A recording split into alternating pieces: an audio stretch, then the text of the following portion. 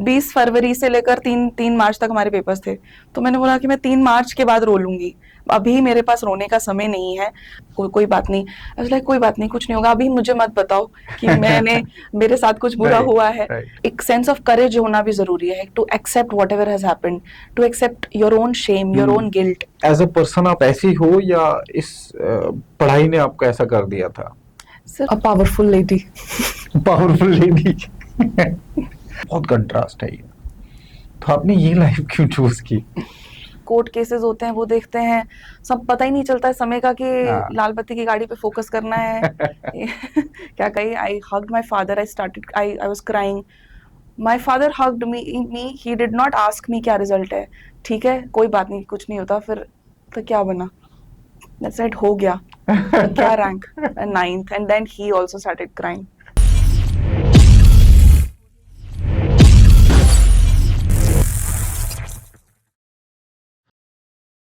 Hello everyone, welcome back to another episode of exceptional journey by वैस। मैं आप लोग का होस्ट वैसली भट्ट। मैं हमेशा आप लोग को ये प्रॉमिस करता आया हूँ कि मैं आप लोग को उन सारे गेस्ट से, उन अपने सारे गेस्ट को जिनको मैं इनवाइट कर रहा हूँ, वो एक ऐसी जर्नीज पार किए हुए होते हैं जिन्होंने अपनी फील्ड में महारत, जिन्होंने अपने फील्ड में एक सक्सेस की एक ऐसी ऊंचाई उन्होंने अचीव की होती है जो आप सारे लोग को इंस्पायर ऑलरेडी कर रही होती है। और यही मेरा मकसद है कि हमारे पास एक सोर्स ऑफ इंस्पिरेशन बना रहे, आप सारे लोगों को ऐसे लोगों से मिलवाते रहूं मैं कि जो आप लोग को इंस्पायर करते रहे, आप लोग को लाइफ में आगे अच्छा करने के लिए, और जो एग्जाम्स दे रहे हैं उन एग्जाम्स को अचीव करने के लिए। तो आज मेरे पास जो शख्सियत है, आज मेरे पास जो पर्सनैलिटी है, वो किसी, वैसे तो किसी इंट्रोडक्शन के मोहताज नहीं है। इन्होंने जिस डेडिकेशन से, जिस मेहनत से इन्होंने अपना ये मकाम हासिल किया है जो आज ये है, वो मैं आप समझता हूँ कि मैं ऑलरेडी इनका जर्नी बहुत हद तक देख चुका हूँ। प्रिपरेशन के टाइम से मैं इनको ऑब्जर्व करता आया हूँ, और किस क्लैरिटी से, किस मेहनत से, किस डेडिकेशन से उन्होंने इस एग्ज़ाम को हासिल किया है। मैं जिनकी बात कर रहा हूँ, इनका नाम मैनी वैद है, और लास्ट टू लास्ट ईयर इन्होंने जो है JKS रैंक 9 से क्लियर किया है, और आज ऑलरेडी सर्विसेज में है। आपको इनवाइट करने की कोशिश की है, आपका बिजी स्केड्यूल रहा है और आप आ नहीं पाए, but thank you so much for accepting our invitation. Thank you so much, sir. It's always a pleasure to be back to you, to this academy. I have a huge, gratitude to you also, because मेरा जो civil services का journey रहा है उसमें बहुत हद तक आपका भी मोटिवेशन रहा, तो thank you so much for inviting me to this podcast today, and I'm looking forward to having a good interaction with you. Great any, क्योंकि आपका जो जर्नी रहा है UPSC स्टेट सर्विसेज को क्लियर करने में, क्योंकि आई स्टिल रिमेम्बर, मैं अभी हम यही बात कर रहे थे पीछे भी कि हमने कौन कौन सी चीज़ें आपने फेस की हैं, कैसे फेस किया है। But before diving into your preparation strategies, struggles, क्या क्या किया आपने, मैं बेसिकली अपनी ऑडियंस को ये पहुंचाना चाहता हूँ कि आपका, if you can tell us about your school, कहाँ से आपने स्कूलिंग की है, कैसे आपने ग्रेजुएशन की है, क्या सब्जेक्ट्स रहे, और फिर प्रिपरेशन की तरफ कैसे आए, UPSC की तरफ कैसे आए? सर मैं क्लास 10th तक अपने ही घर के पास एक छोटे से स्कूल में थी। मैंने 11th-12th में गवर्नमेंट स्कूल में, government girls higher secondary school Mubarak Mandi से क्लास 12th किया। उसके बाद सर मैं दिल्ली चली गई, दिल्ली यूनिवर्सिटी में, वहाँ लेडी श्री राम कॉलेज में मैंने हिस्ट्री ऑनर्स किया, एंड आफ्टर दैट मैंने मिरांडा हाउस से अपना मास्टर्स कंप्लीट किया हिस्ट्री में। Then I came back to Jammu, and meanwhile I started preparing for exams, civil services exams. I also started teaching, and मैं एक school में पढ़ा रही थी, उसके साथ साथ मैं अपनी कोचिंग कर रही थी. So this is how I started, and yeah. But UPSC या स्टेट सर्विसेज इतने बड़े एग्जाम्स का सोचना हालांकि अगर देखा जाए तो आपका जो कॉलेज रहा है one of the best college of the country है।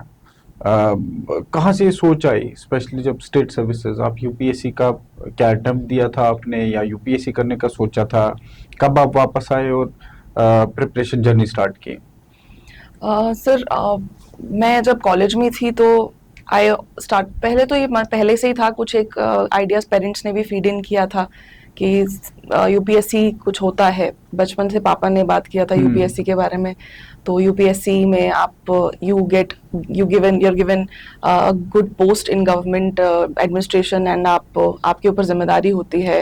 And there are so many things that my father had told me about services. But जब मैं कॉलेज में गई तो मेरा जो सब्जेक्ट में इंटरेस्ट काफ़ी बढ़ गया। तो मेरा ध्यान, जो रुझान था थोड़ा, वो एकेडेमिया की तरफ भी गया। तो मुझे था कि मैं अपने सब्जेक्ट को और पढ़ना चाहती हूँ। ये तो था पहले से ही करना है, बट आई फेल्ट लाइक कि मुझे उसको और सब्जेक्ट को परस्यू करना चाहिए। हिस्ट्री में मेरा काफ़ी इंटरेस्ट था और उसी को मैंने अपना मास्टर्स का सब्जेक्ट किया। तो मैं उसमें आगे बढ़ी और मैंने मास्टर्स करने का सोचा। But after masters I felt that it's the right time to start the preparation, and फिर मैंने जर्नी शुरू किया अपना। But academia also played an important role मेरे पर्सनालिटी को शेप करने में, मेरे आइडियाज़ को बनाने में। And over a period of time I felt it was a very good decision to now come to, after masters, to now come to civil services and prepare. पर मैं क्योंकि अपने सब्जेक्ट से दूर नहीं जाना चाहती थी, प्रिपरेशन, वैसे तो प्रिपरेशन में you have to come with, मेरा ऑप्शनल भी हिस्ट्री था। बट मैं चाहती थी कि मैं जो जितना कुछ सीख के आई हूँ, और मैं जैसे जो मेरा थॉट प्रोसेस बना है, somewhere I wanted some kind of articulation. तो मैंने जब बच्चों को पढ़ाना शुरू किया, उसमें भी मैं इतिहास ही पढ़ाती थी उनको। क्लास 11-12 के स्टूडेंट्स थे। तो वहाँ पर मेरा थोड़ा जो चर्निंग और आर्टिकुलेशन था वो काफ़ी स्ट्रांग हुआ, और जो थॉट प्रोसेस थे, जो थॉट्स थे, जो आइडियाज़ थे, वो मैं अच्छे से आर्टिकुलेट कर पाती थी। And this somewhere helped in my journey also, my way of thinking, my way of delivering, my way of writing answers also got a lot of push because I started teaching and I started explaining. So and उसकी वजह से तो उसके बाद मैंने preparation शुरू किया अपना, मीनवाइल पढ़ाने के साथ साथ प्रिपरेशन। तो जब कोई भी बच्चा प्रिपरेशन का सोचता है, और मैं रेगुलरली ऐसे स्टूडेंट से इंटरेक्शन करता रहता हूँ जो आया और माँ बाप के साथ आता है, पेरेंट्स के साथ आता है, जिनको बेसिकली मेंटोरशिप इनिशियली काउंसलिंग करते हैं हम, और बहुत ज़्यादा कॉन्फिडेंट होता नहीं है वो। हम उनको एक तरीके से मोटिवेट करते हैं, काउंसलिंग करते हैं कि ये एग्ज़ाम का पैटर्न है, इस एग्ज़ाम में ये चीज़ें आपको करनी होगी, इतनी मेहनत करनी होगी, इतने नंबर ऑफ आवर्स देने होंगे। तो इस तरह की कोई काउंसलिंग आपको इनिशियल टाइम में हुई थी जब प्रिपरेशन करने का सोचा था? सर, इनिशियली तो मैं खुद ही से, मैंने ऑनलाइन ऐसे देखना शुरू किया, एग्ज़ाम क्या है, उसके क्या पढ़ाव रहते हैं, प्रीलिम्स, मेंस। पहले तो खुद से, ऑप्शनल के लिए मैं क्लियर थी कि मुझे, क्योंकि मेरा सब्जेक्ट ही हिस्ट्री रहा है, तो मैं हिस्ट्री ही रखूँगी। बट कुछ चीज़ें होती हैं जो हमें इनिशियली समझ नहीं आती है, जैसे there is abundance of material, you have to filter out things. आपको पता होना चाहिए कि आपको कितना पढ़ना है, कितना नहीं पढ़ना है, किस चीज़ को आपको फिल्टर आउट करना है। वो चीज़ें धीरे धीरे over a period of time, जब आप जर्नी में रहते हैं, आपको तभी समझ में आता है। स्टार्टिंग में तो इतनी काउंसलिंग मेरे पास नहीं थी। स्टार्टिंग में मैं खुद ही शुरू किया था, सेल्फ स्टडीज से ही शुरू किया। उसके बाद मैंने धीरे धीरे क्योंकि फिर मेरे को जब कोचिंग इंस्टीट्यूट अलॉट हुआ चाणक्य, तो मैंने उसमें भी, वहाँ से भी मुझे पुश मिला, तो we started. But coaching institute से हम एक इस पॉइंट ऑफ रेफरेंस से मैं आप सारे लोगों को बताना चाहता हूँ कि एनी ने जब तैयारी शुरू की, जब ये जम्मू वापस आए थे, प्रिपरेशन का टाइम था इनका, तो देयर वाज दिस स्कीम जो मिशन यूथ डिपार्टमेंट ने उस टाइम एक स्कीम लॉन्च किया 2022 में, परवाज नाम से। डॉक्टर शाहिद इकबाल चौधरी सर उसको हेड करते थे एज CEO उस टाइम, और उन्होंने वो स्कीम में परवाज स्कीम के अंडर बहुत सारे बच्चों को scholarship the, free scholarship, under the guidance of course honourable LG sir. और वो स्कीम लॉन्च होने के बाद फिर एग्ज़ाम लिया गया, इन बच्चों को डिफरेंट इंस्टीट्यूट्स जम्मू कश्मीर के दिए गए। तो उसी में एनी का नाम भी था, of course she was preparing, तो इन्होंने वो एग्जाम क्लियर किया and then she chose Chanakya IAS academy Jammu centre. वो एक ऐसा इनिशिएटिव, क्योंकि हम अब मैं आपसे पूछ सकता हूँ, क्योंकि उस टाइम आप टेबल के उस पार थे, एज ए स्टूडेंट थे, और अब आप टेबल के इस पार हो, अब आप धीरे धीरे पॉलिसी मेकिंग की तरफ जाओगे, पब्लिक सर्वेंट हो आप। तो एक बाद में तो हम आपकी जर्नी की बात करेंगे, बट बहुत इंपॉर्टेंट ये भी है कि एक ऐसा स्कीम लॉन्च होना, और फिर आप जैसा स्टूडेंट जो आज रैंक 9th हासिल किया, इतना अच्छा अचीवमेंट जेकेएस में हुआ है, तो कितना इम्पैक्टफुल स्कीम रहा है आपके लाइफ के लिए वो? सर, मैं अगर अपनी लाइफ की बात करूं तो मेरी लाइफ में जो बड़े बड़े इवेंट्स हुए हैं, जैसे मुझे मेरे मनपसंद का टॉप मोस्ट इंडिया का टॉप मोस्ट कॉलेज मिलना, या फिर मुझे जब जब अपनी हायर एजुकेशन में ज़रूरत थी, तो मैं बहुत सारे फोरम्स पे ये बात पहले भी करती हूँ कि मैं अगर अपनी लाइफ को रेट्रोस्पेक्टिवली देखूँ तो मुझे सरकार की स्कीम्स का बहुत फ़ायदा हुआ है। सरकार की तमाम स्कीम्स हैं, हर क्षेत्र में हैं। आज मैं एडमिनिस्ट्रेशन में हूँ तो मैं देखती हूँ कि इतनी सारी स्कीम्स हैं, बहुत सारे अलग अलग डिपार्टमेंट्स हैं, उनकी स्कीम्स हैं, and I have been a beneficiary of a few schemes.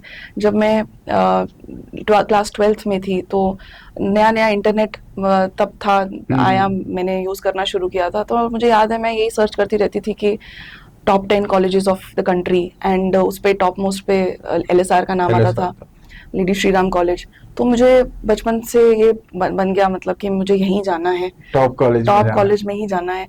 पर ऐसा हुआ कि जब क्लास 12th के मार्क्स आए, 1% से मेरा कट ऑफ मैच नहीं कर रहा था, तो मैं अपने मनपसंद कॉलेज में नहीं पहुंच पाई। पर somewhere I had this belief, मुझे उसके बाद से ये बिलीफ रीअफर्म हुआ कि अगर आप किसी चीज को बहुत दिल से चाहते हो और आपकी इंटेंशंस बहुत अच्छी होती हैं, तो somewhere universe makes the way for you, right. And at that point of time, I think उस टाइम पे एक अभी भी वो स्कीम है, PM triple S, prime minister special scholarship scheme for J&K students. तो वो उस टाइम पे आई थिंक नई नई स्कीम थी, ज्यादा लोगों को पता नहीं था, but I knew about the scheme and I had applied it for it casually कि ये भी स्कीम है, अगर कोई अच्छा कॉलेज मिल गया तो I will enrol my self. तो मुझे वो उसमें स्कीम में मैंने एनरोल किया, बट क्या था कि कट ऑफ 1% से रह गया लेडी श्री राम में जाने से, बट वो भी एक रास्ता बचा था, and I had all my hopes for that thing too, अभी वही मुझे बचाएंगे। और मुझे although that the college that I got in was equally good, Shri Venkateswara I got on my own merit, बहुत अच्छा college, I had started attending the classes, but now अभी भी दिमाग एलएसआर पे अटका हुआ है। बट जिस दिन काउंसलिंग का दिन आया पीएम ट्रिपल एस में, तो मुझे याद है मेरे आगे 3-4 लड़के खड़े थे, और बस उस टाइम पे मेरे को हाथ में लेटर आया भी नहीं था, बट मुझे पता था कि अब ये तो लड़के हैं, तो इनको तो लेडी श्री राम कॉलेज मिलेगा नहीं, I am the only one जिसको मिलेगा। Then I got it, and at that moment I realize that because I had good intentions, I had so much of passion for that thing कि मुझे ये चाहिए किसी भी हालत में, चाहे इस वे में नहीं मिला, बट मुझे उस स्कॉलरशिप के थ्रू मुझे वो कॉलेज मिला, it completely changed me. Then I came back, college ख़त्म हुआ, उसके बाद मैं पढ़ना शुरू किया सिविल सर्विसेज के लिए। फिर मेरे को ऐसे ही उस टाइम पे नया नया परवास स्कीम का एडवर्टीजमेंट आया था, तो तब पता चला कि एक नई स्कीम आ रही है, ऑनरेबल एलजी सर ला रहे हैं मिशन यूथ में, तो उसमें आपको आपकी पसंद का अगर आपको कोचिंग इंस्टीट्यूट जाना है तो आप जाके एनरोल कर सकते हैं। इट वाज आप उसको एक एग्जाम देना पड़ेगा आपको, एग्जाम में अगर आप फॉल इन करते हैं अच्छे रैंक पे, तो आपको चॉइसेस मांगेंगे और आपको वो अलॉट हो जाएगा कोचिंग इंस्टीट्यूट। तो भरा, उसमें एग्जाम दिया, तो उसमें भी मेरा रैंक 9 आया, and then I was asked during the counselling कि कौन सा कोचिंग इंस्टीट्यूट। उसमें परवाज के जो एग्जाम हुआ था उसमें भी रैंक 9 था आपका? हाँ, उसमें भी रैंक 9 आया, so 9 has been a number for me. Yeah, it's a lucky number for you. तो फिर मैंने उस टाइम पे जब अलॉट हुआ तो आई स्टार्टेड ऑलरेडी, उसके पहले मैंने एक मेंस दे दिया था, तो जब मैंने कोचिंग ज्वाइन किया तो थोड़ा और एक्स्ट्रा पुश मिलता है आपको, जो चीज़ें आपको खुद से नहीं पता होती हैं। जैसे मैंने कभी टेस्ट्स नहीं दिए थे, तो यहाँ पर आके मैंने पहली बार टेस्ट लिखा, तो मुझे पता चला कि कहीं कहाँ जब मेरी पहले मेंस में अगर मैंने कोई गलती करी होगी तो वो यहाँ थी, क्योंकि मैं टाइम मैनेज नहीं कर पाती थी। तो मुझे याद है मैंने ऊपर लाइब्रेरी थी तो बस वहां बैठ के टेस्ट ही लिखे हैं और मैं लिख ही रही होती थी पूरा, जब पूरा ड्यूरेशन रहता था। तो मैं अगर अपनी लाइफ को रेट्रोस्पेक्टिवली देखती हूँ तो मुझे लगता है कि मेरे को बहुत ज़्यादा गवर्नमेंट स्कीम्स की वजह से फ़ायदा हुआ। एज अ पर्सन मैं इवॉल्व हुई। अगर मैं कॉलेज की बात करूं, जैसे मैं गई थी कॉलेज में और जैसी मैं निकली हूँ, there has been a great transformation in between. मेरे को जब जब ज़रूरत लगी कि मुझे I I found out the way, मतलब मेरे पास ऑलरेडी इतनी तमाम स्कीम्स थी गवर्नमेंट की, तो मुझे जब हायर एजुकेशन में या मुझे कोचिंग की भी जब ज़रूरत पड़ी तो government was always there. I still remember, मैं पार्किंग में था एंड यू केम बैक, और आप एकेडमी से बाहर आ रहे थे उस टाइम। मुझे ये पता था कि कल आपका रिजल्ट आया हुआ था। I really did not expect you to come next day to the academy to start your preparation again. उस दिन मुझे ये रियलाइज हुआ कि अगर मतलब कुछ भी हो, इस लड़की का तो सिलेक्शन होना ही होना है। मतलब इतना डिटर्मिनेशन इंसान में कैसे हो सकता है। 19 जनवरी था, रिजल्ट का दिन आया, पहला मैंने अटेम्प्ट दिया। मेरा सिलेक्शन में नाम देख रही हूँ, there was another girl named Annie, and मैं एनी देख रही हूँ। मेरे को लगा कि यार ये जो सरनेम है वो गलती तो नहीं हो गई है इन लोगों से कि मेरा नाम, and then I check the roll number and it was not mine. तो मुझे लगा कि मेरा सिलेक्शन नहीं हुआ। इट वाज अ डिसबिलीफ वाली स्टेट होती है कि आपको नहीं हुआ, आपका ऐसा कैसे हो सकता है, मेरा तो होना था। मेरे को नहीं बिलीव हुआ, पर मेरे को ये पता था कि अब 1 ही महीना बचा है। If I start crying and if I अगर अभी मैं टूट गई तो मैं 20 फरवरी से लेकर 3 मार्च तक हमारे पेपर्स थे, तो मैंने बोला कि मैं 3 मार्च के बाद रो लूंगी। अभी मेरे पास रोने का समय नहीं है। अभी मेरे को लोगों का बहुत many people were coming to me and genuinely they were concerned कि मैं ठीक हूँ, if everything is all right in coaching also there were so many of my friends, they were there and they said कोई बात नहीं। I was like कोई बात नहीं, कुछ नहीं होगा, अभी मुझे मत बताओ कि मैंने मेरे साथ कुछ बुरा हुआ है। बट जिस हिसाब से आपने उसको हैंडल किया, the tyre situation, you came back tomorrow, studied, वो 99% लोग नहीं कर पाते इस एग्जाम को, और उसी से आपने अपने आप को डिफरेंशिएट किया, and the next is history. As mentor मैंने आपको देखा है, आपको एकेडमी में सब कुछ चीजें करते देखा है। आप बहुत आउटस्पोकन इंसान हो नहीं, अपने में रहने वाले इंसान हो, अपना काम करने वाले, शांत रहने वाले। तो ये एज अ पर्सन आप ऐसी हो या इस पढ़ाई ने आपको ऐसा कर दिया था? सर मैं शांत उस वे में अपने आप को बोलूंगी कि मैं, मेरे दिमाग में क्लियर होता है कि मेरे को क्या बोलना है, but I am good at speaking. I believe that and I would want to believe that all my life कि मैं जो बोलती हूँ वो ऑनेस्टली, वो मन में जो होता है और उसको इस तरीके से बोल सकती हूँ जो जिस तरीके से वो एक अच्छी डिलीवरी आए। तो इसलिए ऐसा कभी नहीं होता है कि मैं किसी सिचुएशन में चुप रहती हूँ या कभी मुझे लगता है मेरे अराउंड चीजें सही नहीं हो रही है, तो I speak up and I speak up in a way that the other people feel convinced and whenever I feel the opportunity, but at the same time I believe कि हम शांत रहना भी बहुत जरूरी है। मैं दोनों चीजें कर पाती हूँ। I am equally very quiet as well when it comes to myself, and at the same time मेरी जो जॉब है उसने भी मुझे बहुत ज्यादा पुश किया है। मेरी पब्लिक डीलिंग रहती है, मेरी ऑफिस में इतने सारे लोग आते हैं, मैं लेबर डिपार्टमेंट में हूँ अभी और एम्प्लॉयमेंट डिपार्टमेंट में हूँ। बहुत सारे ऐसे लोग आते हैं अब लेबर डिपार्टमेंट में ऐसे लोग आएंगे जिनका एक्चुअली कोई नहीं है, they have just they are taking benefits of these departments and welfare department है basically। तो कहीं ना कहीं अवेयरनेस करनी पड़ती है, तो you have to speak up and you have to give your all, क्योंकि these are the departments जिनके ऊपर लोगों को faith है, जिनका benefits लोग ले रहे हैं। There's a lot of public dealing, there's a lot of involvement of convincing, there's a lot of involvement of speaking to people, giving them hope। तो again I speak up and at the same time I feel that I am equally quiet when it comes to myself। तो ये जो आपने जब preparation का time आपने start किया, ऐसा है भी कि ये बहुत अनप्रेडिक्टेबल एग्जाम है, यूपीएससी हो, स्टेट सर्विसेज हो, इसमें सिलेक्शन का चांस है भी नहीं भी है, पता भी होता है कि हो सकता नहीं हो।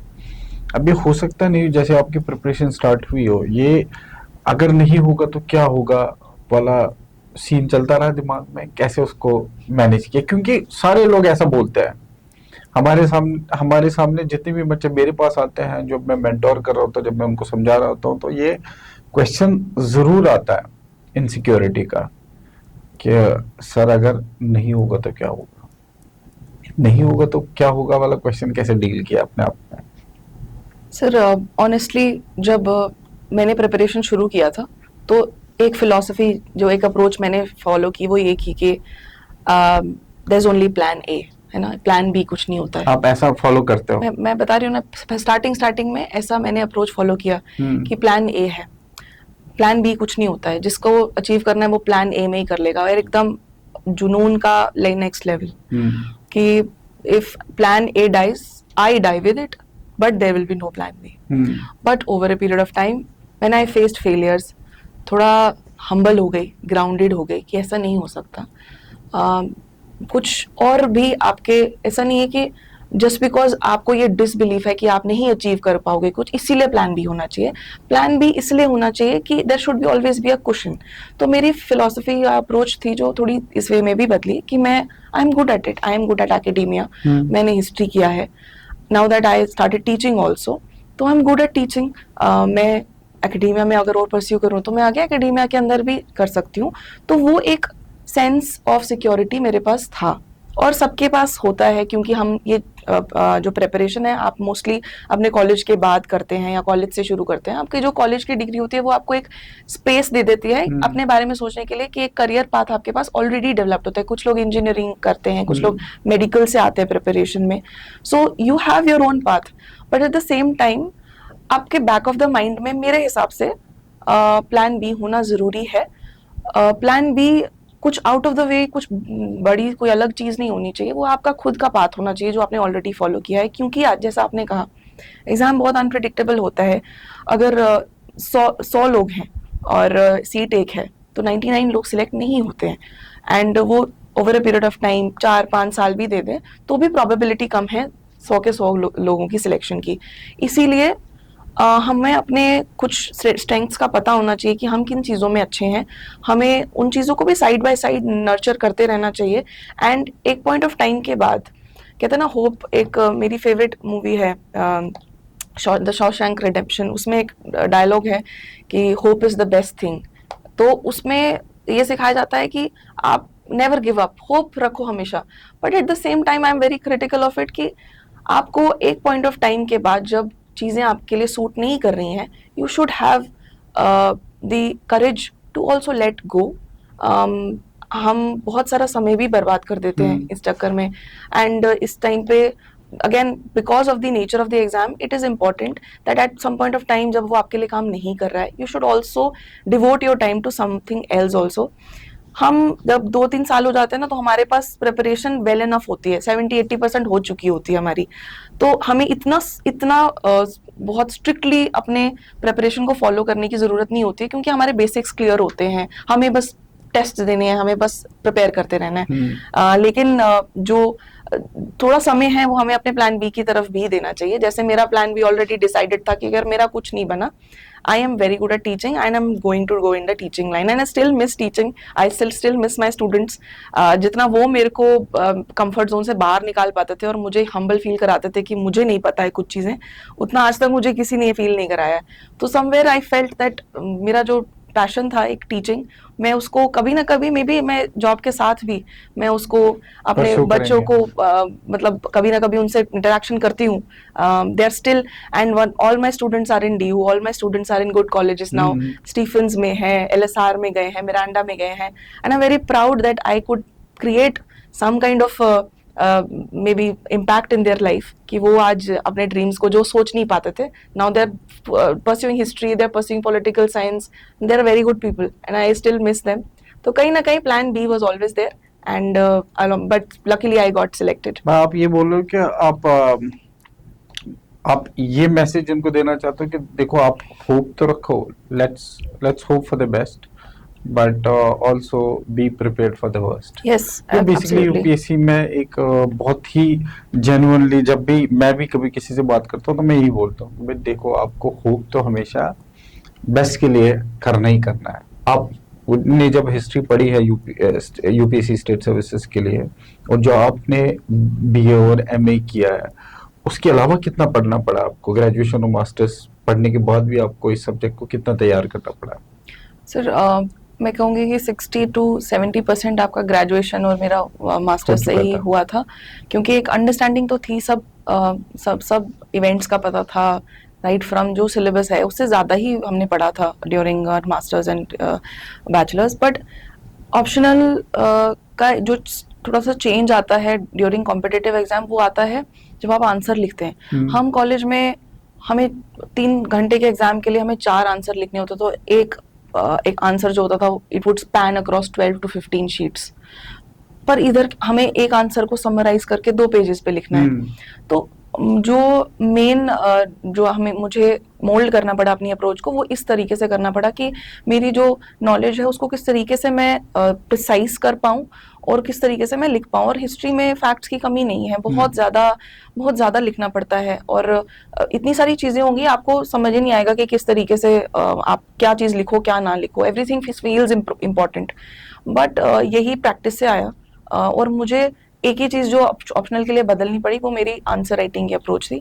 इसके अलावा तो मुझे नहीं लगता मैंने कुछ बदला। वो मैंने I read basic books more, क्योंकि मैंने कॉलेज में बेसिक बुक्स पढ़ना छोड़ दिया था। I went so much into academia, तो यही है कि आप एक टॉपिक को पढ़ते हैं, आप उसी के बीच में चले जाते हैं। But these kind of exams are not about diving deep. These kinds of exams are about spreading a wider net. आप ज़्यादा से ज़्यादा सिलेबस कवर करें, वो आपका एम रहता है। तो ये 2 चीज़ें थी, आंसर राइटिंग और ज़्यादा टॉपिक्स कवर करना rather than diving deep into a topic. वो मुझे थोड़ा सा ट्रांजिशन करना पड़ा, जिसको मुझे थोड़ा समय भी लगा, but I had ample amount of time. जैसा कि मैं एक अटेम्प्ट में फेल भी हुई, तो and I am very proud to say that ऐसा हुआ। ऐसा हुआ। तो again I got a lot of time to transition into that state. बहुत सारे लोग जो फ्रेश पढ़ रहे हैं कोई सब्जेक्ट को, उनको वो चीज़ नहीं आएगी, क्योंकि वो एक ही अप्रोच पहले से फॉलो कर रहे हैं। मुझे वो बदलना, I to unlearn certain things to relearn certain things, तो वो हुआ मुझे बस चेंज।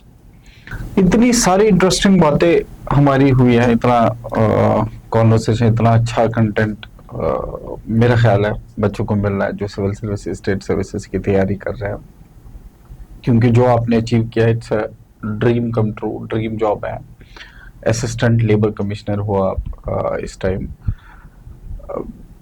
मैं आपका जर्नी थ्रू आउट देखा हूँ, एटलीस्ट जब से आप वापस आए हो, उस स्कीम में आपने ज्वाइन किया, अचानक IAS academy Jammu centre join किया। मुझे हमेशा आप में हंगर दिखा अचीव करने का। मैं I am very honestly telling you this कि वो हमेशा मुझे दिखा। जैसे मैंने अभी बोला ना कि 2 तरीके के लोग होते हैं, एक बहुत बच्चा तो अच्छा होता है, ब्रिलियंट होता है, बट ओवर कॉन्फिडेंस जो है दिमाग में जगह बना लेता है। आप में कभी वो दिखाई नहीं कभी भी। तो इस वजह से मेरे सिस्टम में तो, बिलीफ सिस्टम में तो हमेशा था कि that you will be able to achieve it sooner और later, and you have achieved it. Now that I look back, आपने जो चीज़ सोची थी वो आपने अचीव कर ली, ड्रीम जॉब आपने ले ली। तो मैं पूछना चाहूँगा कि आप अब कितने सेटिस्फाई, कितने कंटेंट हो लाइफ को लेके? Sir, life has changed because I'm doing those things which I think I'm new at. बहुत सारी नई नई चीज़ें रोज़ सीखने को मिल रही हैं। सेटिस्फैक्शन कितनी होती है कितनी नहीं, वो कोई एक यार्ड स्टिक नहीं है उसके लिए। मैं ये क्यों बोल रही हूँ, मैं बोलूँ कि हाँ मैं काफ़ी सेटिस्फाइड हूँ, या मैं बोलूँ ना मैं बिल्कुल सेटिस्फाइड नहीं हूँ, वो एक ब्लैक एंड वाइट नहीं है। बहुत सारी टाइम्स ऐसे आते हैं, 1 साल हो गया है मुझे, और मेरे को बहुत सारी मुश्किलें भी आई, क्योंकि बहुत सारी चीज़ें नहीं आती। आप नए नए सर्विसेज में गए हो, you have to deal with stakeholders, you have to deal with public, you have to make sure everything is on time, deadlines follow करनी है।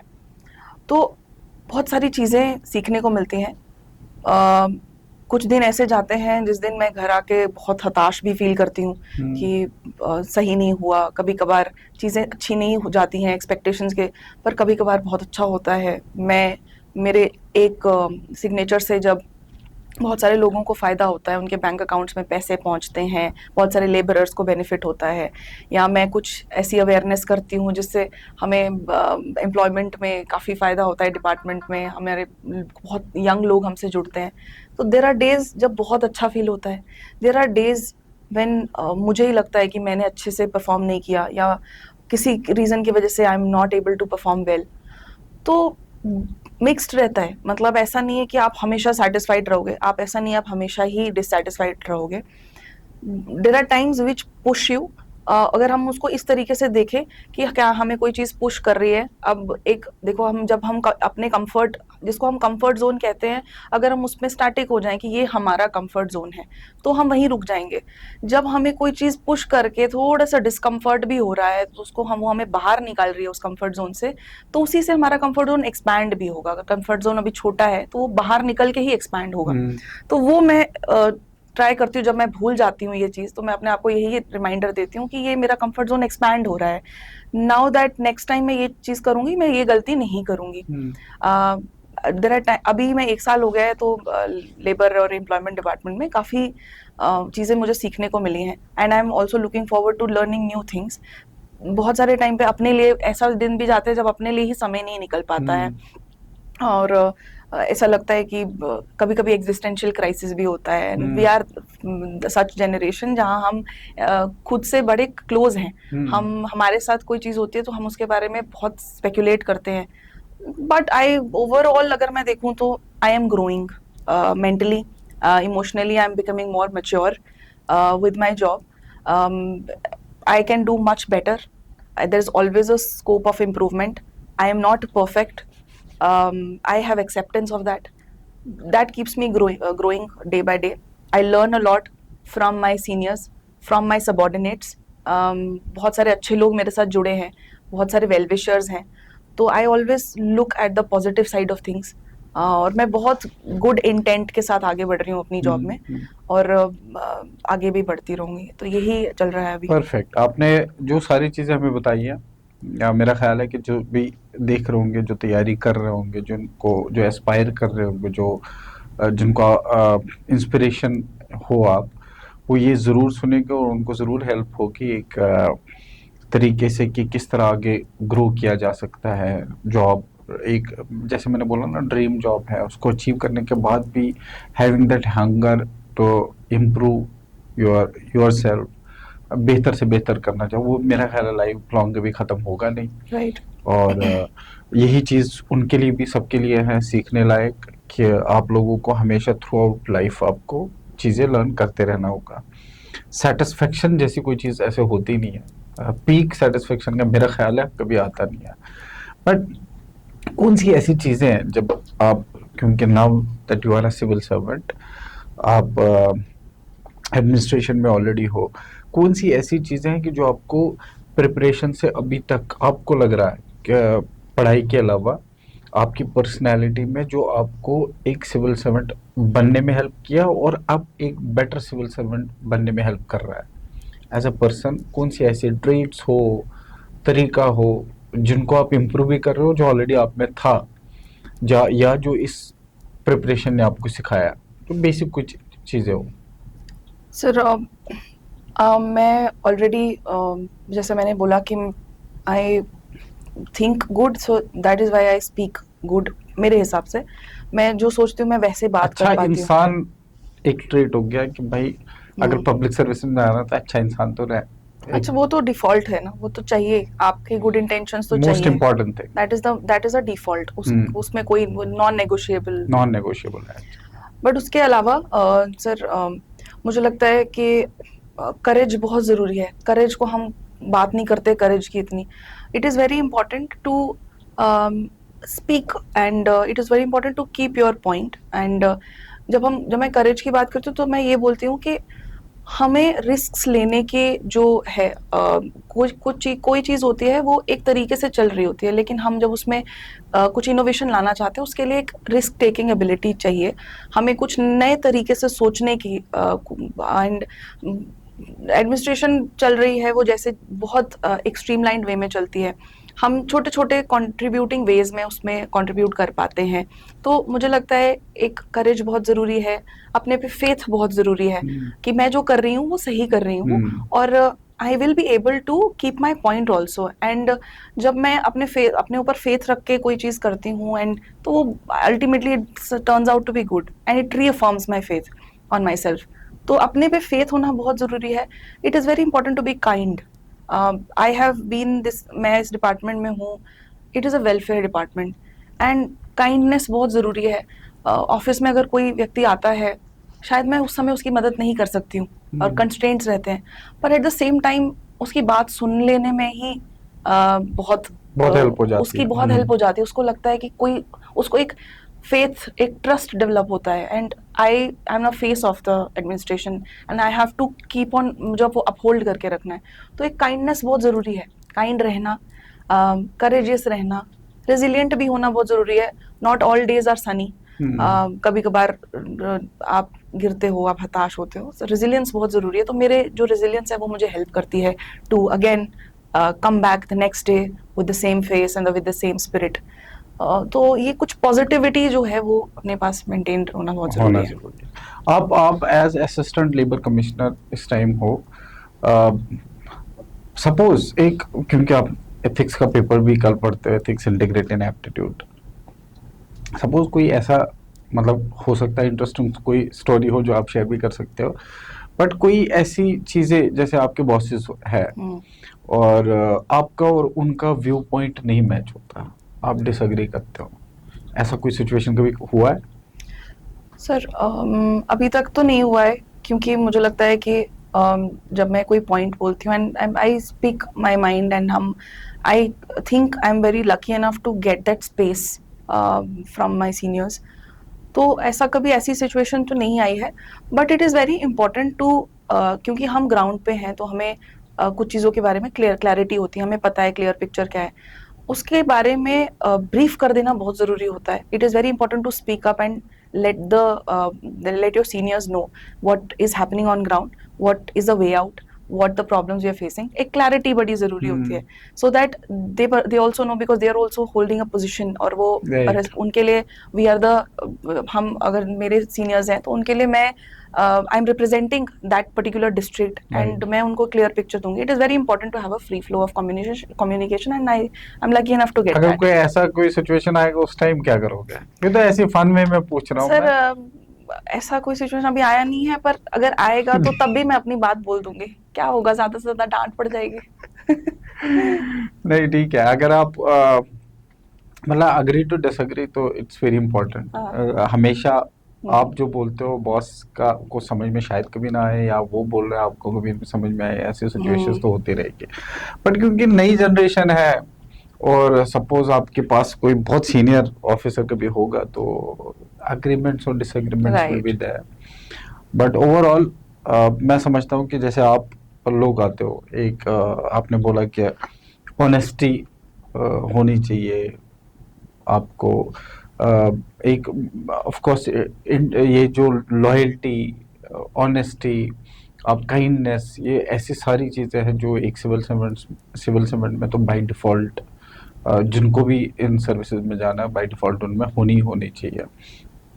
एक मुझे ऐसा लगता है कि जैसे मैंने आपकी तो जर्नी देखी है, आपका बैकग्राउंड एकेडमिक्स में इतना स्ट्रांग रहा है, हिस्ट्री ऑनर्स आपने किया है, then did your masters from best of the colleges in the country, तो आप एक बहुत बढ़िया जॉब की तरफ भी जा सकते थे। आप खूब सारे पैसे कमा सकते थे। आज की जो अच्छी लाइफ अगर किसी को चाहिए होता तो पैसे से तो कर ही सकता है इंसान। और मैं नहीं समझता कि इन सर्विसेज में मतलब इंसेंटिवाइज्ड उतने नहीं है जितने सपोज अगर आप किसी बड़े बैंक में जाते हैं या बड़ी मल्टीनेशनल कंपनी में जाते हैं तो उसमें बहुत सारा पैसा मिलता है।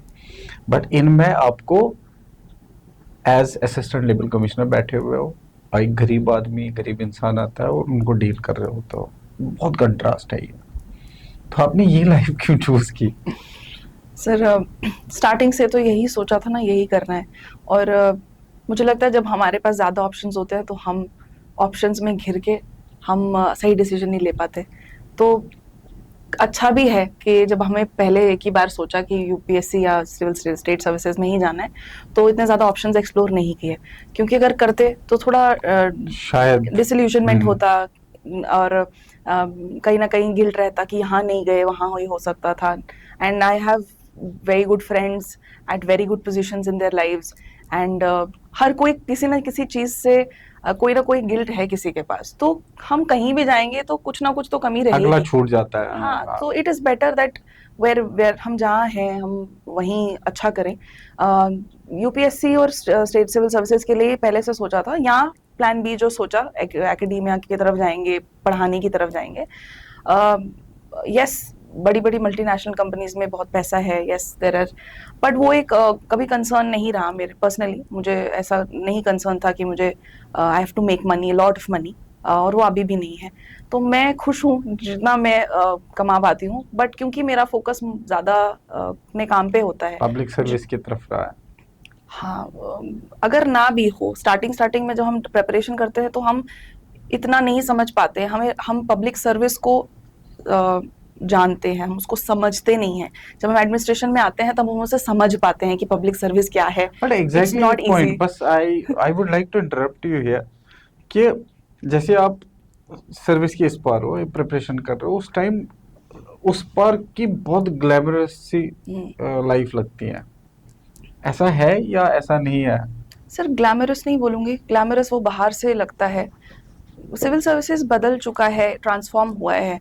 We are at a very responsible stage, एंड वो जो आई डोंट नो ग्लैमर वो किस तरीके से वो इन द इमेज सेंस कि परपेचुएट हुई है। लाल बत्ती की वाली बत्ती, गाड़ी, हाँ। सिक्योरिटी और इस तरह की चीजें। सर, वो भी लाल बत्ती वाली गाड़ी भी तो एक रिस्पॉन्सिबिलिटी के साथ ही आ रही है। अब ताकत, लोग अट्रैक्ट होते हैं इन पावर सर्विसेज से, की पावर से, ताकत इसमें होता है। हाँ, but with great power comes great great responsibility. Responsibility. तो मुझे लगता है कि जो सिविल सर्वेंट्स हैं, चाहे वो किसी भी पड़ाव पे हैं, कहीं किसी भी लेवल पे हैं, आई थिंक रिस्पॉन्सिबिलिटी का जो छवि है वो ज़्यादा हावी होती है। पावर इज़ वो उसका एक बाय प्रोडक्ट है। आप पहले रिस्पॉन्सिबल होते हो तब आपके पास पावर आती है। तो पावर के पीछे नहीं मुझे लगता है कोई जाता है। अगर हम बाहर होते हैं तो वो ग्लैमरस बहुत लगता है, बट जब आप सर्विसेज में घुसते हो तो आपको रियलाइज होता है कि it is more about responsibility, it is more about fixing your accountability. आप हर स्टेज पे अकाउंटेबल हो, आपसे नीचे वाला आपको अकाउंटेबल है, आप ऊपर वालों के लिए अकाउंटेबल हो। The hierarchy keeps the system going, perpetuating in a way where हर एक की रिस्पॉन्सिबिलिटी फिक्स्ड है। तो मुझे लगता है it is more about responsibility. वो जो ग्लैमर वाली चीज़ें हैं वो बाहर, शायद बाहर जो नहीं आता सर्विसेज में उसको ज़्यादा लगता है। उसको ज्यादा शायद लगता है। मेरे आई वाज आल्सो, क्योंकि बचपन से पेरेंट्स ने भी ये बोला कि एक डिपार्टमेंट मिलता है, you have a lot of power, आपको लाल बत्ती की गाड़ी मिलती है। बट देन अभी मैं जब सर्विसेज में हूँ तो मैं आपको हार्डली शायद उन चीजों की जरूरत पड़ती है। आप ऑफिस में बैठते हो, शाम को उठते हो, ऑफिस में बैठते हैं, पब्लिक काम सर्विस ही करते चल रही हैं, होती है। लोगों से बात करते हैं, कोर्ट केसेस होते हैं वो देखते हैं, सब पता ही नहीं चलता है समय का कि हाँ। लाल बत्ती की गाड़ी पे फोकस करना है क्या करना है। तो आई बट थिंक हकीकत यही है। यही बिल्कुल। है। तो अब जैसे आपकी प्रिपरेशन का टाइम ठीक ठाक रहा है, इसमें दो चीजें एक पूछनी है मुझे। एक कि आपका सपोर्ट सिस्टम क्या रहा है, वो कितना इम्पोर्टेंट है, और दूसरा लक, किस्मत कितना इम्पोर्टेंट है इन एग्जाम्स में। पहला कि सपोर्ट सिस्टम कौन रहा है आपका और कैसे सपोर्ट किया? सर, सपोर्ट सिस्टम में पेरेंट्स आते हैं सबसे पहले। पेरेंट्स ही आपको एक पहले तो उम्मीद देते हैं। फादर से मुझे समझ में आया कि यूपीएससी नाम की कोई चीज़ होती है, स्टेट सिविल्स की जेकेएस नाम की कोई चीज़ होती है। वो कल्टीवेट करते हैं, कंडीशन करते हैं बचपन से आप आइडियाज़। तो उनसे मुझे मोटिवेशन मिला। जैसे कि मैंने पहले भी बोला, my father he has never given up in his life, he has had a very strugglesome life, but he the thing that I, उन्होंने कभी मुझे बोला नहीं टू नॉट गिव अप, उन्होंने अपने एक्शंस के थ्रू ही बताया, because he never give up in the circumstances, and I somehow I learned it from him कि चाहे कुछ भी हो जाए लाइफ में, किसी चीज़ को पे गिव अप नहीं करना है, हर चीज़ हो जाती है इवेंचुअली। तो and my mother, she taught me ठहराव क्या होता है, रुकना क्या होता है, सरेंडर क्या होता है। पापा तो पुश करेंगे, गिव अप नहीं करना है, गिव अप नहीं करना है, चाहे कैसे भी circumstances, but at the same time my mother taught me how to let go, how to balance करना, how to balance, exactly. So मेरे पास दोनों वो एक ऐसे सेफ Options स्पेस थे। थी।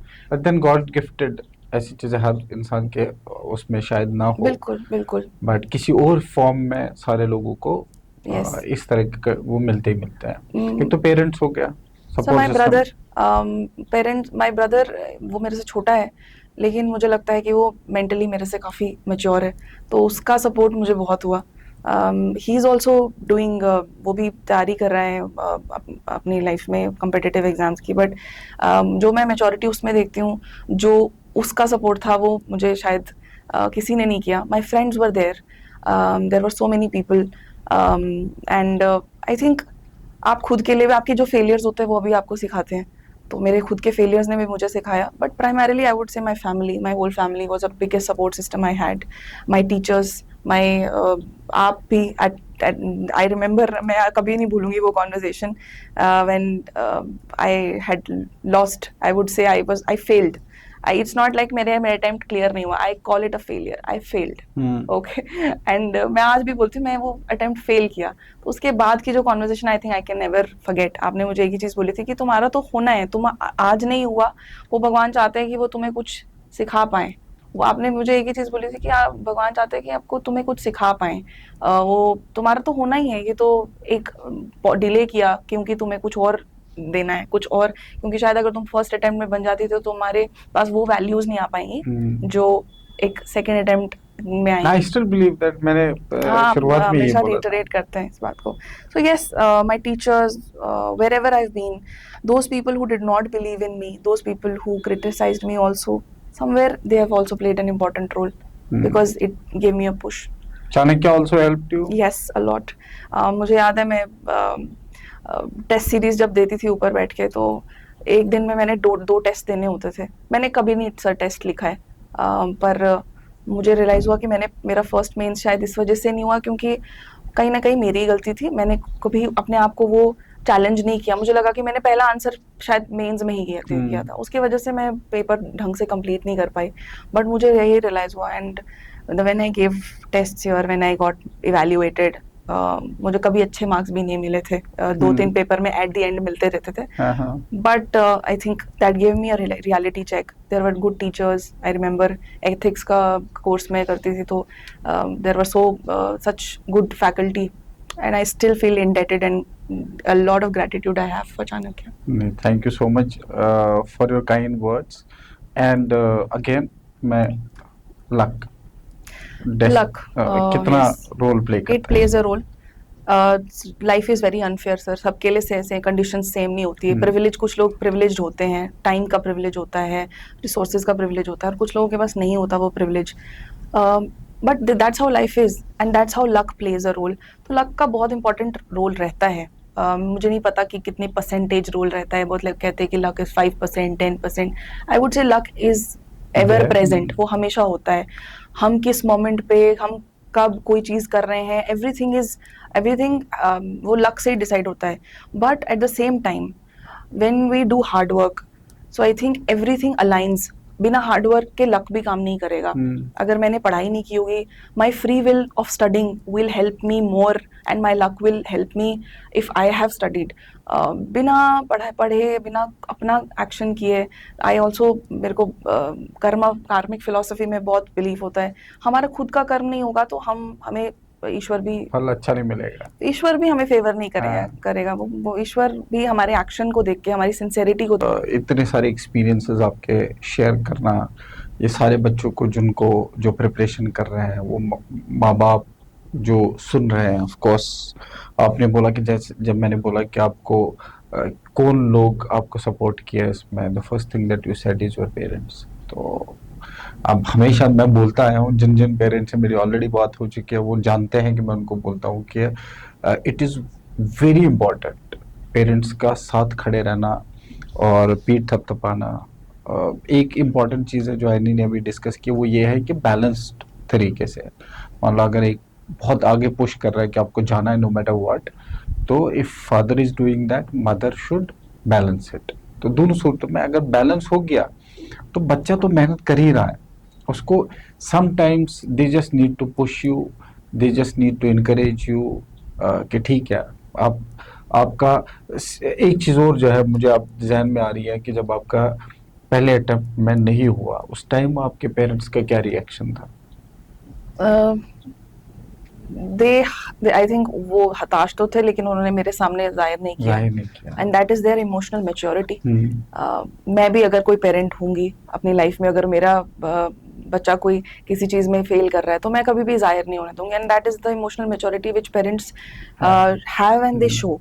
तो आई थिंक उन्होंने मेरे को जाहिर नहीं होने दिया। आई आई कुड सेंस कि वो उनको बुरा लग रहा है, जैसे मुझे बुरा लग रहा है वैसे उनको करेक्ट, बुरा लग उनको रहा भी है, बुरा लगा था। लेकिन उन्होंने शो नहीं होने दिया। My mother was always my safe space. She said तुम कुछ भी कर सकती हो, बस ये अभी तुम्हारा समय नहीं था। देखो वही that hmm. Maturity was needed. और जब सिलेक्शन हुआ तब आप किस जगह पे थे, कैसे ये न्यूज़ ब्रेक हुई आपके पेरेंट्स के साथ, और क्या फिर सर मैं सेलिब्रेशन रहा? लाइब्रेरी में ही थी।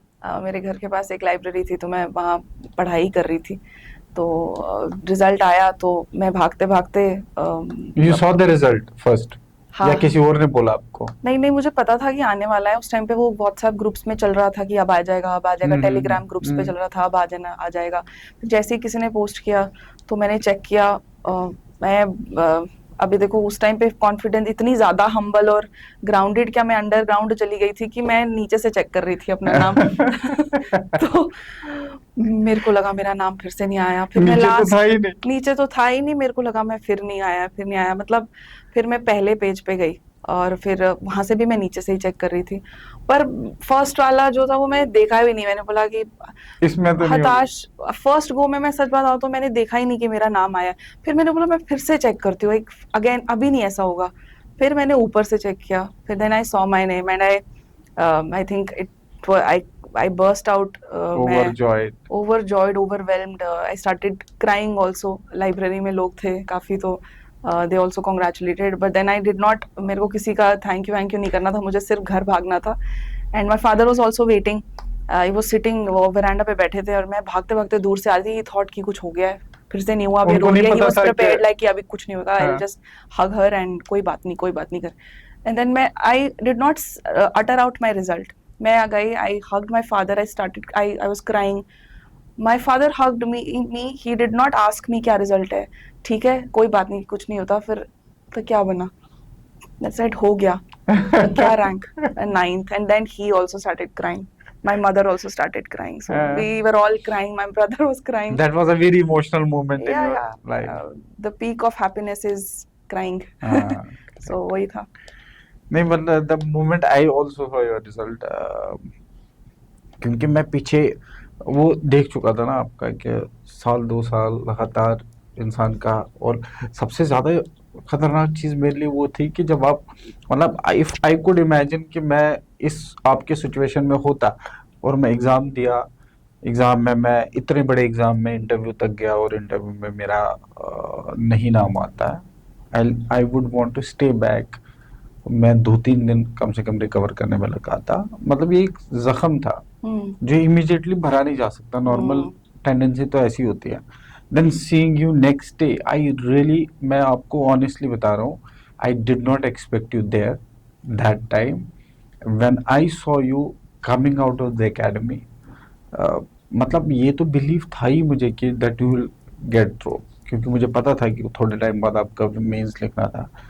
बट जैसे मैं बोल रहा हूँ ना कि मैं इस पूरी जर्नी में आप लोग के साथ चल रहा होता हूँ, मैं आपके साथ चल रहा था, तो मेरे लिए एक बहुत बड़ी लर्निंग थी। उससे पहले मैंने ये चीज़ देखी नहीं थी। हालांकि सुना मैंने बहुत था, but I was living those moments with you there. तो बैक ऑफ द माइंड आपके साथ क्या चल रहा था, that we share today, Right, sir. कि कौन कौन सी चीज़ें कहाँ हुई, कैसे हुई, किन लोगों ने आपको सपोर्ट किया, किन इमोशंस में आप थे, कैसे डाउन थे। तो मतलब these are the beautiful moments that I would want to share always with the audience. और क्योंकि you are inspiring thousands and lakhs of the people here, अब हम we are looking up to you. क्या आप जो जिन services में आप बेहतर से बेहतर, ऑफ कोर्स आपकी जनरेशन तो और ही बेहतर। I have seen people doing wonderful jobs including you. तो ये तो मेरे लिए प्राउड, आपके लिए, आपके पेरेंट्स के लिए, फिर मेरे लिए it was the proudest moment for me also. And thank you so much for giving us that moment के जिसमें हम मतलब ओवरवेलमिंग मेरे लिए भी था। तो इस पूरी जर्नी में आपका पूरा अप एंड डाउन रहा है, रोलर कोस्टर राइड रही है, आई हैव विटनेस्ड इट। और हालांकि हम एक पॉडकास्ट में तो सारी चीज़ें तो शेयर कर नहीं सकते बच्चों के साथ। लो लो मोमेंट्स भी आपके इतने लो रहे होंगे कि उन लो मोमेंट्स में आपने कभी सोचा होगा कि यार कैसे होगा। वो पॉसिबल नहीं होता सारे लोग के साथ शेयर करना, बट ये होगा ज़रूर। तो मैं चाहूँगा कि आप जो यंग एस्पिरेंट्स हैं जो तैयारी कर रहे हैं, उन यंग एस्पिरेंट्स के लिए भी हम एक मैसेज ज़रूर आपसे सुनना चाहेंगे। बट बिफोर दैट एक रैपिड फायर आपके साथ करेंगे, थोड़ा सा फन सेक्शन होगा। ओके। और इस रैपिड फायर में कुछ क्वेश्चंस होंगे जो हम आपसे पूछेंगे, उससे थोड़ा सा इंसाइट लोगों को पता चलेगा कि आप एज अ पर्सन पर्सनली कैसे चीज़ों को करते हो। पहला जो क्वेश्चन होगा वो ये है कि आर यू अ चाय पर्सन और कॉफ़ी? आप चाय पसंद करते हो कॉफ़ी? चाय सर। चाय। और आप प्रिपरेशन के टाइम, मुझे लगता है नेचुरल क्वेश्चन है ये, एक चाय, एक अगर सिविल सर्विसेज की प्रिपरेशन कर रहा है इंसान तो चाय तो जरूर लेता होगा। हाँ, चाय। आप स्टडी टेबल पे हमेशा बैठ के पढ़ते थे या लेट के भी अपना बेड पे आराम से तकिया वकिया? Study table. Study table, never on late on के भी, बेड बहुत आल्सो, ओकेजनली कभी। But study table. Study table. एक ऐसा सब्जेक्ट जिसको आप कभी नहीं पढ़ना चाहेंगी? Sir, economy. नहीं, बिल्कुल अच्छा लगता है? अच्छा लगता है बट टफ लगता है मुझे काफी। टफ लगता है, ये डरावना सब्जेक्ट है। हाँ। तो जब हम पढ़ा रहे थे, जब आप पढ़ते थे और फर्स्ट टाइम सेकंड टाइम में नहीं समझ में आया तो कैसे डील किया उसको? सर, छोड़ दिया। तो कुछ चीजें सेक्शन जो नहीं समझ आई थी छोड़ देती थी, आगे देखा बढ़। जाएगा। समय नहीं होता था इतना। अगर जेके ऑफिसर नहीं बनते हम्म, तो क्या होता? कुछ नहीं होता। मैं अपने स्टूडेंट्स को पढ़ा रही होती। एकेडमिशियन होते आप? हाँ, टीचर या तो होते? प्रोफेसर होती या तो किसी टीचर होती। हाँ। आपकी गिल्टी प्लेजर नेटफ्लिक्स सीरीज कौन सी? आप नेटफ्लिक्स बहुत देखते हो? हाँ, कभी कभार देख लेती हूँ। मुझे कोरियन। आजकल टाइम नहीं होता। हाँ, कोरियन ड्रामा देखती हूँ मैं। मैं कोरियन ड्रामा बहुत पसंद करती हूँ तो okay, describe yourself in 3 words। कैसे करोगे? A powerful lady. Powerful lady. IAS और JKS? IAS। You'll be preparing for IAS. You promised me during your preparation days only. Bureaucracy or Bollywood? Are you a Bollywood person? या तो absolutely. दोनों में क्या? Both. Both. Can't give up on Bollywood. What kind of a partner would suit a JKS officer? Calm, sweet, or chaotic and fun? Chaotically sweet। Deadly combo. Prelims or heartbreak? What hurts more? Heartbreak। Life before JKS officer or life after JKS officer? What Life. is more fun? More fun। Life after JKS officer। It's more fun. Yeah। JKS badge or family's proud smile? Pick one you would keep forever. Sorry, JKS। JKS badge जो आप as JKS officer और family's proud smile. Family's proud smile। If you could ban one thing in society instantly, what would it be? Ban। Completely ban.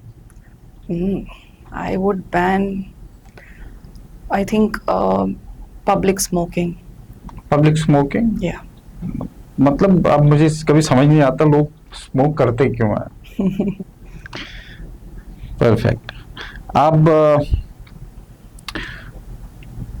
One thing you still don't understand about being a JKS officer? कि कभी कभी जहाँ problems होती नहीं है मैं वहाँ कैसे पहुँच जाती हूँ। ऐसा होता है, ऐसा प्रॉब्लम्स आपको चेस कर रहे होते हैं। कभी कभी हो जाता है। Tell us one thing about bureaucracy that you were never supposed to say out loud. कुछ भी ऐसा? Sir, it's not that glamorous. It is tough at times. नहीं इट होता इज का. Tough and hectic. हाँ. Give your final words to all those who once said तू JKS कभी नहीं कर पाएगी. तुम लोग क्रिटिसाइज ही करते रह जाओगे. यहाँ लोग जेकेएस के आईएएस भी कर जाएंगे. Wonderful. Thank you so much. And towards the end मैं सारे एस्पिरेंट्स, सारे पेरेंट्स, जितने भी हमारे लोग हैं, सब्सक्राइबर्स हैं, ऑडियंस है, आपका एक मैसेज चाहूँगा कि आप उनको मैसेज दे, not only for civil services, state services, but for life in general. जितने भी लोग देख रहे हैं इस पॉडकास्ट को, एंड आई थिंक आप किसी होप से ही देख रहे होंगे. There are hopeful, there are aspirants, there are people who are watching, and at the back of people's mind there is hope. So do not lose that. चाहे आप life में कुछ भी कर रहे हैं, अपने ऊपर फेथ होना बहुत ज़रूरी है. ज़रूरी नहीं है कि आप अपने लाइफ में किसी डिज़ायर्ड आउटकम पे पहुंचेंगे, बट नेवर अपने अपने आप पे गिव अप नहीं करना है, अपने आप पे फेथ रखना है, और बहुत बोल्ड होके अपनी ज़िंदगी जीनी है. ज़रूरी नहीं है कि आप you reach your desired outcome. Desired outcome कुछ नहीं होता है. When you get something, कोई decision या कोई path A और B नहीं होता है. When you are moving on to something, you have that responsibility. Just go on, give it your all, and कभी डरने की कोई ज़रूरत नहीं है. लाइफ बहुत सुंदर है. इसमें हम सब कुछ अचीव कर सकते हैं. हमारा पोटेंशियल बहुत ज़्यादा होता है. बस अपने आप पे बिलीव करने की देरी है, एंड खुल के खुश रह के सुकून भरी ज़िंदगी जीना बहुत ज़रूरी है, और पॉजिटिव रहना बहुत ज़रूरी है. Thank you so much. These are the words जो स्ट्रेट अवे फ्रॉम एनी, जो जेकेएस रैंक 9th है. मैं बेहद खुश, बहुत बेइंतहा खुश हूँ. मैंने शुरू करने से पहले ये इन लोगों को भी, टीम को भी बोला था, और मैं एनी को भी बोला था, आई will be very comfortable with you. Seeing her entire journey, complete journey देख चुका हूँ मैं, अप्स एंड डाउन्स देख चुका हूँ. काश हम और इनके जो ऐसे मोमेंट्स हैं, जिन मोमेंट्स में इनको इनकरेजमेंट की ज़रूरत थी, जिन मोमेंट्स पे डाउन मोमेंट्स थे, उनमें कैसे ये उभर के आए हैं. अब ज़रूर हम उनको दोबारा इनवाइट करेंगे, बट फिलहाल हमारे पास बहुत लिमिटेड टाइम था. Thank you so much for coming. और जो भी हमें देख रहे हैं, जो भी ऑडियंस हमें देखती हैं, जो पसंद करती हैं, हम हमेशा वादा कर रहे हैं आपसे, इस बार भी वही वादा होगा कि नेक्स्ट टाइम हम एक और गेस्ट के साथ एक और नई स्टोरी, एक और इंस्पिरेशनल स्टोरी आपके लिए ले आएंगे. और हम सारे लोगों से रिक्वेस्ट करते हैं कि हमें लाइक करे, शेयर करे, सब्सक्राइब करे, और ज़्यादा से ज़्यादा लोगों तक ये पहुँचाए, ताकि सारे लोगों को फ़ायदा हो. Thank you so much. Thank you so much. Thank you so much. Thank you so much sir.